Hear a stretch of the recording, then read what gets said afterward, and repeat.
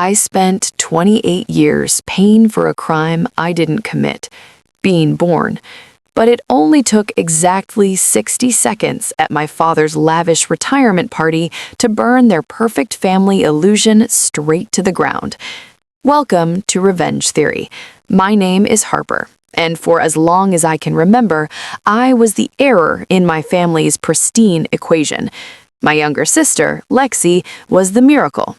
She was the golden child, the cheerleader, the prom queen, the one whose framed photos looked like they belonged in a magazine. I was the quiet one, the one who studied too hard, worked too much, and took up too little space. Growing up, my parents made it incredibly clear that my existence was an inconvenience.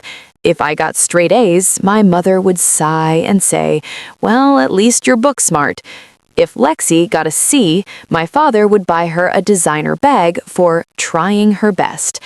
I learned early on that love in our house was a currency, and my account was always overdrawn. So I did what a lot of unloved children do. I tried to buy my worth.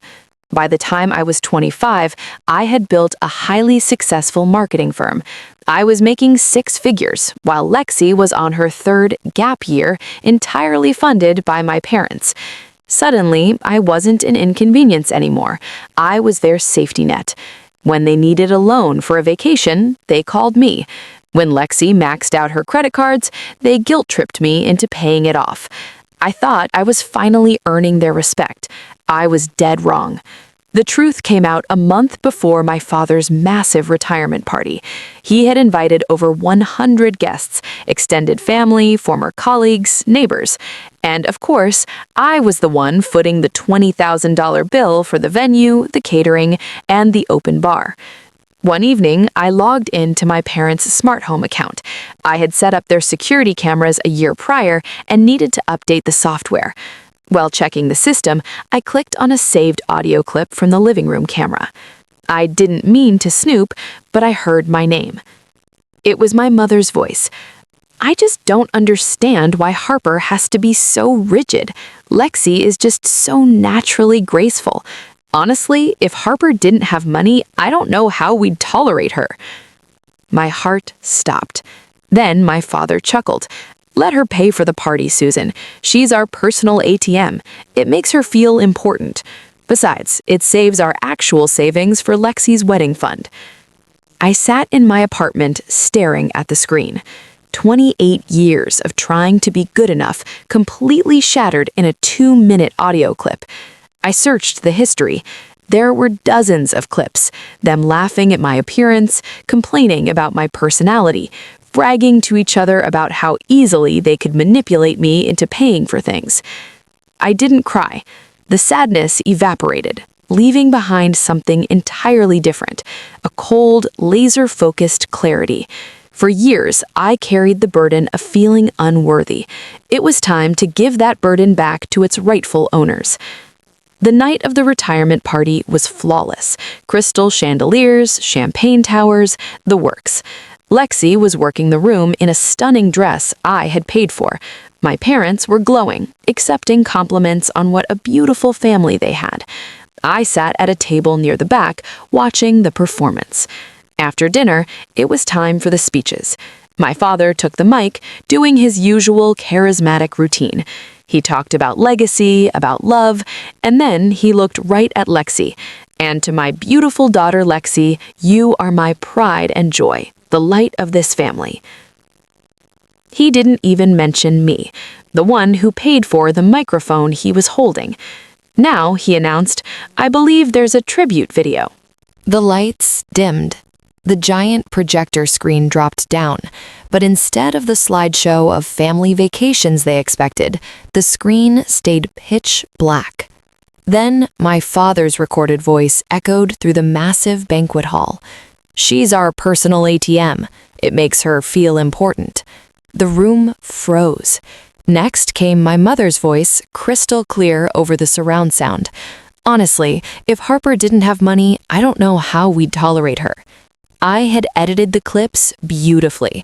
I even added massive white subtitles on the black screen so that even the deaf uncle in the back row wouldn't miss a single word. Clip after clip played. Gaslighting, manipulation, cruelty. 2 straight minutes of their unmasked reality. The silence in that room was deafening. You could hear a pin drop. Lexi's jaw was on the floor. My mother looked like she was going to pass out. My father gripped the podium, his face pale, completely stripped of his fake charm. The lights flickered back on. Everyone turned to look at them. No one said a word. The judgment from 100 of their peers was heavier than any yelling could ever be. I stood up slowly, picking up my purse. I walked right down the center aisle toward the exit. As I passed my parents' table, my father finally choked out, "Harper, what did you do?" I looked him dead in the eye, smiled softly, and said, "I just showed them the legacy you're so proud of. Happy retirement, Dad. The ATM is officially out of service." I didn't stay for the screaming or the apologies. I walked out into the cool night air, and for the first time in my life, I felt weightless. In the weeks that followed, my phone blew up. Relatives who had ignored the abuse for years suddenly wanted to apologize. My parents tried to call, to rewrite history, but you can't gaslight a literal recording. I blocked their numbers. I cut off the cash flow. I went completely ghost. If you are watching this and you are the scapegoat of your family, if you're breaking your back to carry the weight of people who only love what you can do for them, hear me right now. You are not a burden. Real revenge isn't about physical harm or stooping to their level. True revenge is removing your magic, your resources, and your presence from people who don't value you. It's letting them face the ugly truth of who they are while you walk away to build a life where you are celebrated, not just tolerated.